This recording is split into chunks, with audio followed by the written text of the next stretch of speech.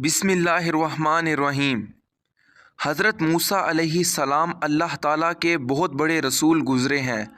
आप पर तौरात नाजिल हुई। उनकी कौम जिन्हें इस वक्त यहूदी कहा जाता है, इन्हीं बनी इसराइल की हिदायत और निजात का काम आपके सुपुर्द हुआ। कुरान मजीद में आपका ज़िक्र बार बार आता है। हज़रत इब्राहीम अलैहिस्सलाम के दो बेटे बहुत मशहूर हैं, हज़रत इस्माईल और हज़रत इसहाक़ अलैहिस्सलाम। हज़रत इस्माईल मक्का मुकरमा में ठहरे, जहाँ हज़रत इब्राहीम ने उनको उनकी वालदा के साथ छोड़ दिया था, जहाँ उनकी औलाद खूब फूली फूली। और इन्हीं की औलाद से हमारे प्यारे नबी हज़रत मोहम्मद सल्लल्लाहु अलैहि वसल्लम पैदा हुए। और इनके बेटे का नाम हज़रत याकूब अलैहिस्सलाम था, जिनका दूसरा नाम इसराइल यानी अल्लाह का बंदा था। इनकी औलाद बनी इसराइल कहलाती है। ये लोग हज़रत यूसुफ़ अलैहिस्सलाम की वजह से मिस्र में आबाद हुए थे। मिस्र पर इस ज़माने में कुप्तियों की हुकूमत थी। इनका बादशाह फ़िरौन कहलाता था। ये बनी इसराइल पर तरह तरह के जुल्म करता था। अल्लाह ताला ने रहम फरमाया और बनी इसराइल की हिदायत और आज़ादी के लिए हज़रत मूसा अलैहिस्सलाम को पैदा फरमाया। मिस्र के बादशाह फ़िरौन को नजूमियों ने बताया था कि बनी इसराइल में बहुत जल्द एक लड़का पैदा होने वाला है, जो तेरी हुकूमत को तबाह करके अपनी कौम को आज़ाद करा लेगा। इस खबर से वो परेशान हो गया और उसने हुक्म दिया कि इस कौम में जो भी लड़का पैदा हो उसे ज़िबा कर दिया जाए, मगर लड़कियां ज़िंदा रहने दी जाएं। जिस साल हज़रत मूसा अलैहिस्सलाम पैदा हुए, उनकी वालदा को इस बात का हर वक्त ठटका लगा रहता था कि शायद कोई बादशाह को ख़बर ना दे दे, मगर अल्लाह ने उनको तसल्ली दी कि तुम फ़िक्र ना करो। जब ये बात खुलने का ज़्यादा ख़तरा हुआ तो उन्होंने अल्लाह के हुक्म से इन्हें एक संदूक में बंद करके दरिया में डाल दिया। दरिया के दूसरी तरफ फ़िरौन के घर वाले थे। उन्होंने संदूक को देखा जो बहते पानी में बह रहा था, तो उठाकर घर ले गए। उन्हें खबर न थी कि आगे चलकर यही लड़का उनके रंज का सबब होगा। फ़िरौन की बीवी ने कहा, इसे कत्ल ना करो, ये हम सब की आँखों की ठंडक है, हमारे काम आएगा और हम इसे अपना बेटा बना लेंगे, क्योंकि फ़िरौन का अभी तक कोई औलाद नहीं थी।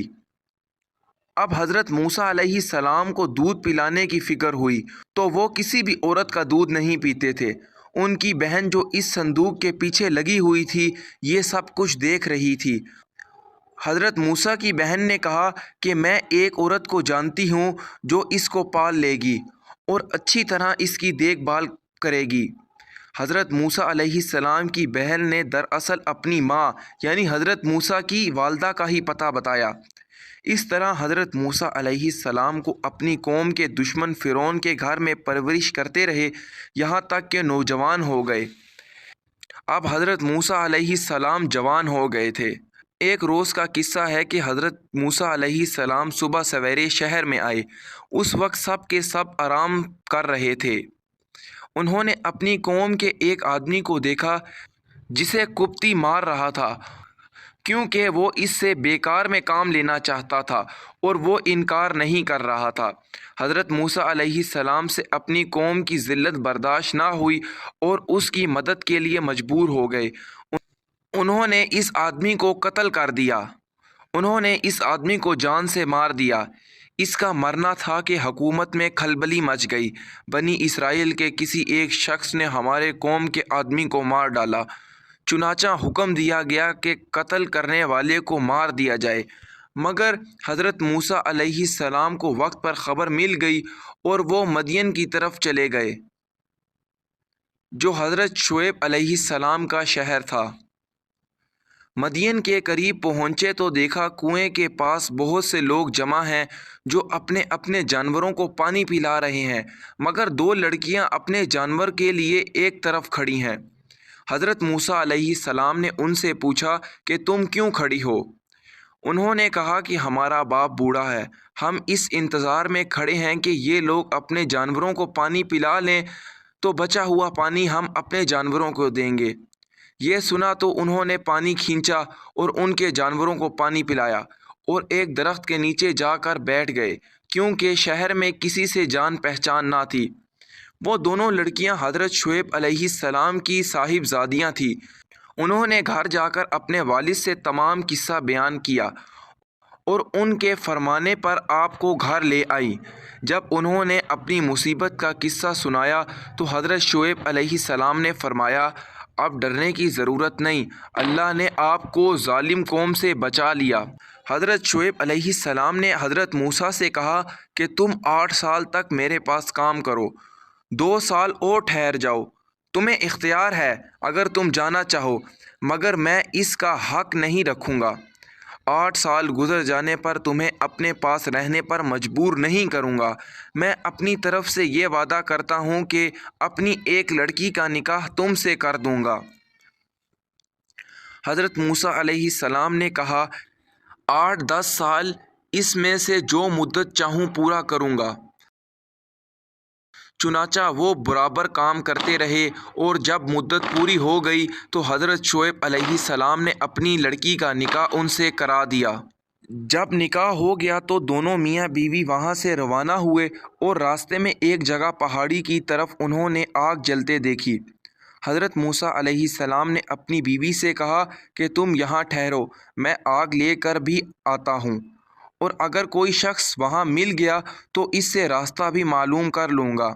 وہاں گئے تو میدان کے کنارے پر درخت سے آواز آئی، وہ جو اس آگ میں ہے اور جو اس کے چاروں طرف ہے، تم طورا کے میدان میں ہو، اپنے جوتے اتار دو، میں بڑی دانائی والا اللہ ہوں، تمام جہانوں کا اور تمہارے پالنے والا۔ میں نے تمہیں پیغمبری کے لیے چن لیا ہے۔ جو کچھ کہتا ہوں اس کو سنو، میری عبادت کرو اور میری یاد کی خاطر نماز کی پابندی کرو، بے شک قیامت آنے والی ہے۔ حضرت موسیٰ علیہ السلام، تمہارے دائیں ہاتھ میں کیا ہے؟ موسیٰ، اللہ تعالیٰ نے پھر فرمایا کہ موسیٰ، تمہارے دائیں ہاتھ میں کیا ہے؟ حضرت موسیٰ نے کہا، یہ میری لاٹھی ہے، اس سے میں سہارا لیتا ہوں اور اپنی بکریوں کے لیے اس سے پتے جھاڑتا ہوں اور اس کے سوا اس سے اور بھی کام کر لیتا ہوں۔ اللہ تعالیٰ نے حکم دیا کہ اس لاٹھی کو زمین پر ڈالو۔ حضرت موسیٰ علیہ السلام نے یہ لاٹھی زمین پر ڈالی تو وہ سانپ، یعنی بہت بڑے سانپ، اژدہا میں تبدیل ہو گئی۔ اس پر وہ ڈر گئے۔ اللہ تعالیٰ نے ارشاد فرمایا کہ اس کو پکڑ لو اور ڈرو نہیں، ہم ابھی اس کو اپنی حالت میں کر دیں گے، اور اپنا دایاں ہاتھ اپنی بائیں بغل میں دے لو، پھر نکالو۔ حضرت موسیٰ علیہ السلام نے بغل میں ہاتھ ڈالا تو وہ روشن ہونے لگا۔ یہ دوسری نشانی ہو گئی تاکہ ہم تم کو اپنی قدرت کی بڑی بڑی نشانیوں میں سے بعض نشانیاں دکھائیں۔ ان دونوں نشانیوں کے ساتھ اللہ تعالیٰ نے حضرت موسیٰ علیہ السلام کو فرعون کے پاس بھیجا اور فرمایا، اس ملک میں فرعون نے فساد پھیلا رکھا ہے اور سرکشی کمر باندھ رکھی ہے۔ حضرت موسیٰ علیہ السلام نے اللہ تعالیٰ سے فرمایا، مجھے ڈر ہے کہ وہ مجھے جھٹلائے گا، میں نے اس کے ایک آدمی کو مار دیا تھا، اب وہ مجھے مارنے کی کوشش کرے گا۔ حضرت موسیٰ علیہ السلام نے کہا، میرا جی رکتا ہے، میری زبان نہیں کھلتی کہ یہ لوگ میری بات سمجھ سکیں، اور میرا بھائی ہارون کو بھی میرے ساتھ کر دیں تاکہ مجھے قوت حاصل ہو۔ حضرت موسیٰ علیہ السلام کی اللہ تعالیٰ نے دعا قبول کر لی، اور دونوں بھائیوں نے مصر میں جا کر فرعون سے کہا کہ اللہ تعالیٰ نے ہمیں تیرے پاس بھیجا ہے کہ تو بنی اسرائیل کو نہ ستائے اور انہیں ہمارے ساتھ روانہ کر دے، ہمارے پاس تیرے رب کی نشانیاں ہیں، اور جو شخص جھٹلائے گا اور سرکشی کرے گا اس پر اللہ کا عذاب آئے گا۔ اس سے پہلے اللہ تعالیٰ نے حضرت ہارون علیہ السلام کو بھی پیغمبر کے عہدے پر فائز کیا، اور وہ حضرت موسیٰ علیہ السلام کے بھائی اور پیغمبر دونوں ہو گئے۔ فرعون کے پاس اللہ کا پیغام پہنچا دیا، مگر اسے اپنی حکومت، فوج اور خزانوں پر گھمنڈ تھا، اس لیے وہ برابر ان سے بحث کرتا رہا، اور جب ہر بات کا اس کو ٹھیک ٹھیک جواب ملتا رہا تو اس نے حضرت موسیٰ سے کہا، تم ابھی بچے تھے، تم ہمارے گھر میں آئے، ہم نے تمہیں سالہ سال اچھی طرح پالا۔ حضرت موسیٰ علیہ السلام نے جواب دیا، تو احسان جتلاتا رہتا ہے، پرورش یہ نعمت ہے جس کا تو مجھ پر احسان رکھتا ہے کہ تو نے بنی اسرائیل کو سخت ذلت میں ڈالا ہے، تو یہ کیا؟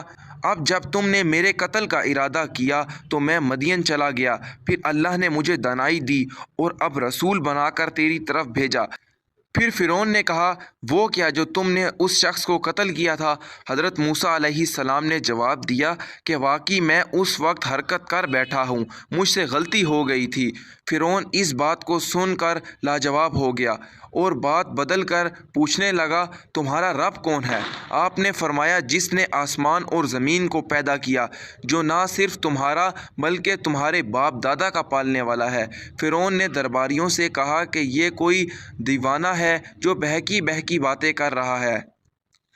آخر کار جب وہ ہر طرح سے تنگ ہو گیا تو اس نے ملک میں ڈھنڈورا پٹوایا، بڑے بڑے جادوگروں کو بلوایا، چاروں طرف میلاد کے لیے لوگوں کو جمع کیا۔ اب ایک فرعون تھا، اس کے درباری شاہی فوجیں اور اس کے قوم، اور دوسری طرف غریب اور بے بس اور حضرت موسیٰ اور ہارون تھے۔ اللہ کے سوا اور مدد کرنے والا ان کا کوئی نہ تھا۔ جادوگروں نے نظر بندی کر کے اپنی رسیاں اور لاٹھیاں ڈالی، دیکھنے والوں کو ایسا معلوم ہوا وہ سب دوڑ رہی ہیں، یہ صرف آنکھوں کا دھوکہ تھا۔ حضرت موسیٰ علیہ السلام پہلے تو خود ڈر گئے، مگر اللہ نے کہا تو نہ ڈر، تیری ہی فتح ہوگی۔ حضرت موسیٰ علیہ السلام نے لاٹھی ڈالی تو وہ ایک بڑے سانپ میں تبدیل ہو گئی اور ان نقلی سانپوں کو نگل گئی۔ جادوگروں نے جو دیکھا تو وہ سب کے سامنے سجدے میں گر پڑے اور کہا کہ ہم موسیٰ اور ہارون علیہ السلام کے رب پر ایمان لے آئے۔ فرعون نے غصے میں آ کر کہا تم نے اس کو مان لیا؟ ابھی میں نے حکم نہیں دیا تھا، وہی تمہارا بڑا ہے جس نے تم کو جادو کرنا سکھایا۔ تم سب نے مل کر یہ شرارت کی ہے، تم سب کے ہاتھ اور پاؤں کاٹ ڈالوں گا اور پھر سب کو سولی پر چڑھا دوں گا۔ پھر فرعون نے ان جادوگروں کو جو مسلمان ہو گئے تھے سولی پر چڑھا دیا اور ان کے ہاتھ کٹوا دیے۔ اتنی تکلیف کے ہوتے ہوئے بھی وہ ایمان پر قائم رہے۔ اس واقعے کے بعد بھی فرعون کی قوم اللہ تعالیٰ پر ایمان نہیں لائی اور اپنے غرور پر رہی۔ اللہ تعالیٰ بڑا مہربان ہے، وہ بار بار اپنے بندوں کو سیدھی راہ دکھاتا ہے۔ اس کے بعد اللہ پاک فرعون اور اس کی قوم کو ڈرانے کے لیے طرح طرح کے عذاب بھیجتا رہا۔ کبھی لوگوں کی نصیحت کے لیے قحط میں ڈالا، کبھی پیداوار کی کمی کر دی۔ جب کبھی ان پر کوئی آفت آتی تو یہی کہتے کہ موسیٰ علیہ السلام اور ان کے ساتھیوں کی نحوست ہے، اور پھر زیادہ سمجھنے کے لیے ان پر دباؤ ڈالا، اور پھر ان کو زیادہ سمجھانے کے لیے اللہ تعالیٰ نے ان پر وبا، ٹڈیاں، جوئیں، مینڈک اور خون کی نشانیاں بھیجی۔ مگر جب کبھی ان پر کوئی عذاب آتا تو حضرت موسیٰ علیہ السلام سے کہتے کہ آپ ہمارے لیے دعا کریں، اگر عذاب ٹل گیا تو ہم ضرور مسلمان ہو جائیں گے۔ مگر ان کی حالت یہ نہ تھی کہ ادھر عذاب ٹلا اور ادھر اپنے قرار سے پھر گئے۔ مطلب اللہ تعالیٰ نے ان پر اتنے سخت اور نشانیاں دکھائیں مگر ان لوگوں نے اللہ تعالیٰ کی نشانیوں کو قبول نہ کیا۔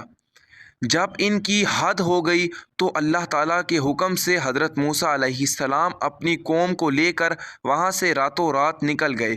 فرعون نے بھی شرارت اور ظلم سے ان کا پیچھا کیا۔